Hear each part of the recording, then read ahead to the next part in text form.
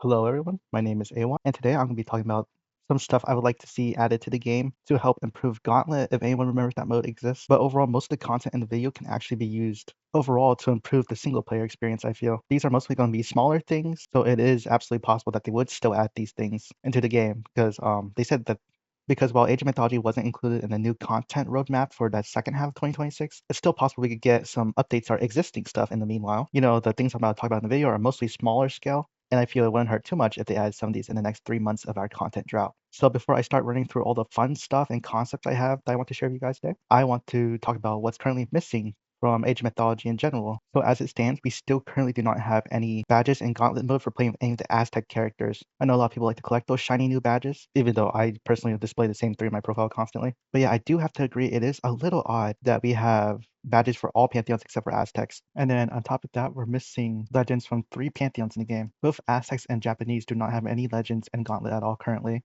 And then Atlanteans only have one legend, that of course being the main legend, Caster. I hope they take some of the campaign heroes, since both the Japanese and the Aztec campaigns actually feature a plethora of heroes. I think there could even be an argument that they feature more heroes than the normal campaign. So yeah, they could take any 3 of those campaign heroes per pantheon, good or bad, and just turn them into a legend, and I'm sure most people wouldn't mind. As for Atlantean, well, we already have one legend in the form Caster, and then believe it or not, before the Gauntlet game mode even came out, when it was only the story mode in the game's files, I saw another legend for the Atlanteans called the Servant of Kronos. I'll show some gameplay footage of him on screen. He basically uses the corrupted Theocrat Krios model from the new Atlantis. And for the third Atlantis, since we're already talking about just reusing already existing assets, which would be more on brand of what they usually do for Gauntlet than creating brand new stuff, then honestly, we could just use Krios again. But hear me out, we use the uncorrupted version, and instead of being a legend that gives you combat abilities, he's a legend that just generates a crap ton of favor. Like he stands there like an oracle, but instead of giving the usual amount of favor that an oracle gives, he just gives a crap ton of favor. Like 3 per second? I don't know. That might sound pretty busted, but then again, you could just rush people to death with King Halogi. So I'm not sure if balance is too important in that mode. And they've tried to experiment with legends giving economic bonuses instead of combat bonuses before with the crazy Chinese lady. Forgot her name already though. And yeah, just like that, we've already sorted out all the legends it could add using already existing game assets. Since if I'm not mistaken, all the other legends are also just pre-existing game assets, but changed and adapted for the Legend Gauntlet mode. But with that boring stuff out of the way, let's get to the fun stuff. So I have been trying to play the World Twist in single player, and honestly, my favorite ones so far include Hell's Mythic Frenzy, which is the one that removes favorite cost from myth units and gives them increased HP at the downside to make them train longer. There is Athena's Vanguard, which removes favorite costs from heroes, and when they die, all the units around them inspire for a few seconds. So it's like the Arcanthal scream from the campaign, but for each hero's death.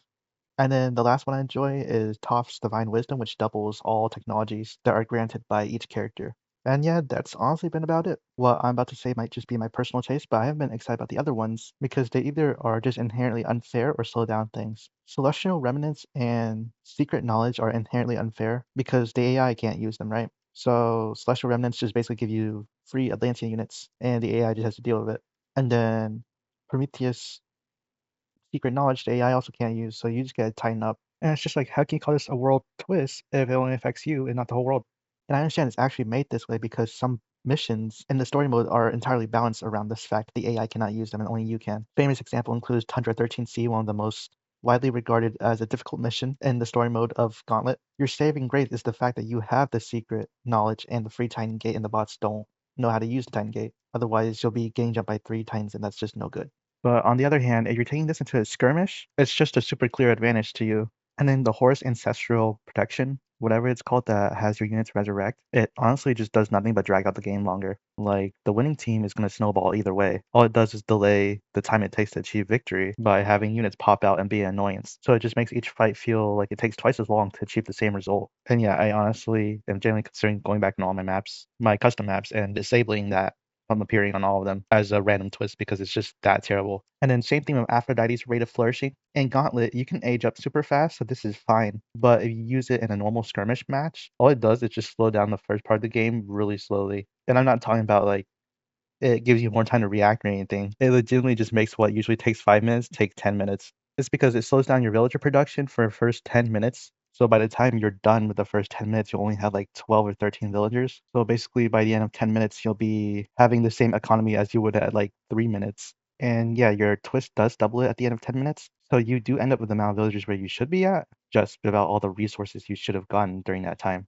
So it's like a net loss of 7 minutes worth of resources. And like I said, this is circumvented in Gauntlet by the fact that you age up super quickly. But in a normal match, you lose a whole minute of village production to aging up. And then in Gauntlet, since you age up super quickly, you can also grab more town centers to make more villagers or use a blessing while that's outside of your control in a normal match that has this twist active. So this twist basically just makes you stare at 10 villagers work for 10 minutes, and then the twist itself disappears.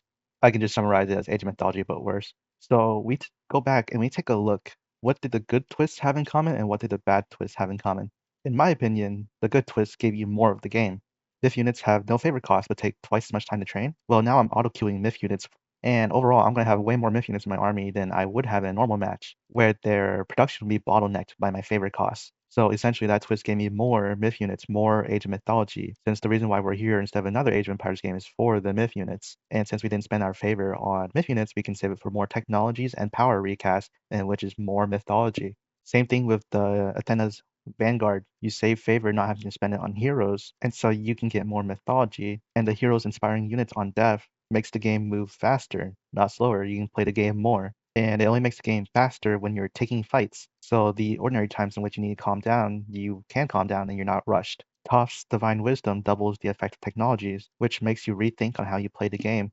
You reconsider some of your choices sometimes so you can consider the technologies they give and see how it affects your playstyle.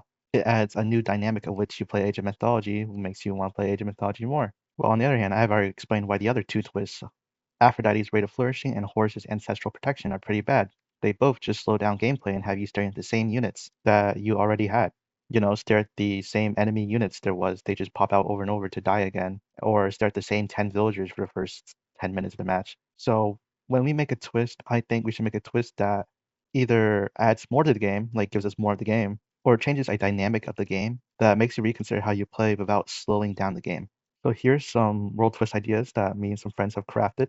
Of course, some of them might be trash as they haven't been playtested or anything, but I think it's hard to get worse than Horus's Ancestral Protection. So the first one's working off of Hell's Mythic Frenzy, but what if instead of having free myth units with double the cooldown, we had free powers with double the cooldown? Retold definitely took a good step from Extended Edition, making powers recastable in exchange for favor, and everyone's agreed that's just been a good idea because it's fun. So why not take the fun to the next level of steroids? Powers will be going in and out like crazy. The double or maybe triple cooldown, if you really want to balance this, can be applied so that you still have to consider somewhat of when you want to use your powers and not just throw it willy-nilly as soon as the cooldown's done. Although I don't see why the alternative is not viable either, because the point of Gauntlet is to have fun. And then I actually like some of the effects that the seasons give you, but I would like them individually and not packaged together. So for example, you get Freyr's seasons, you could get winter that gives you favor or a winter that freezes your units. Well, obviously, I want the one that trickles favor for free. The one that freezes your unit seemingly does nothing but slow down the game. And then on top of that, I just want the favor one constantly. I don't want to change season to another season that might, example, burn down trees and regrow them.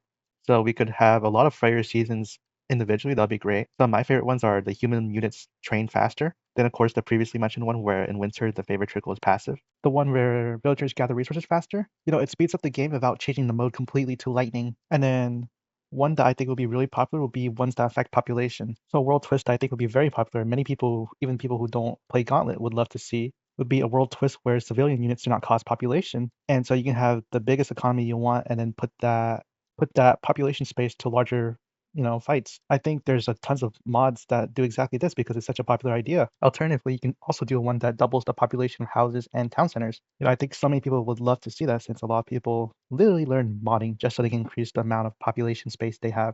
I know I've been glazing the Hell's Mythic Frenzy, but building on top of that, another world twist we could have would be human units do not cost gold. I think that would be a very interesting one because then you only need food for most units and then wood for archers and siege. Wait, actually, I'm not sure if siege counts as a human unit. Maybe not, but that sounds pretty fun to be able to pop out more units and not worry about gold, especially if you're trying to play Egypt. A lot of people are currently hating on Egypt, so we need more reasons and not less to play Egypt.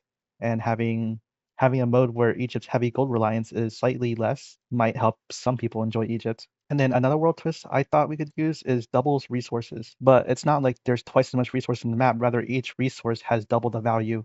So each tree is boosted from 200 wood to 400 wood. Each deer is boosted from 200 food to 400 food.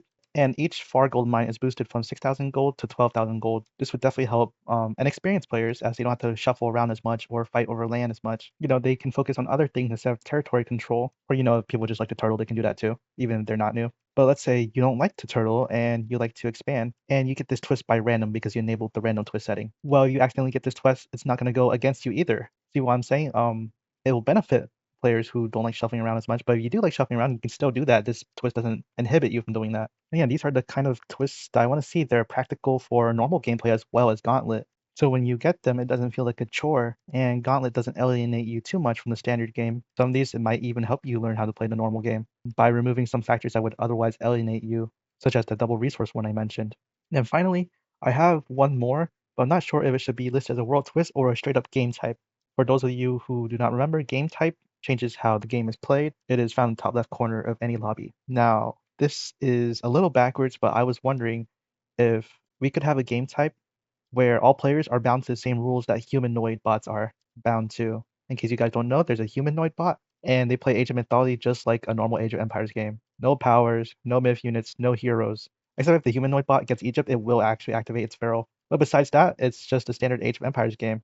I know it's a little contradictory to what I previously just stated about how I want these things to maximize the mythology and how we're here for the mythological units, unlike other Age of Empire games. But this sounds like a fun, refreshing mode to open up every now and then. In between all that mythology maximizing you could be doing with the world twists without having to leave your game completely. Just to quickly refresh your palate without having you leave Age of Mythology or buy and learn another Age of Empire game completely. And once again, I don't think this will harm the game's pace in any way because your build orders are still going to be the same for the most part. You'll just be missing myth units in the later fights. But honestly, a lot of people actually play Age of Mythology this way, forgetting to use myth units too, so it might help equal the field for them a little bit. But yeah, that was just a throwaway idea I would really like to see. Let me know what you guys think. Whether it be if my ideas are trash or you have your own ideas. I tried to stray away from mechanically complex ones in this video since I don't want to give the developers a handful of homework to do.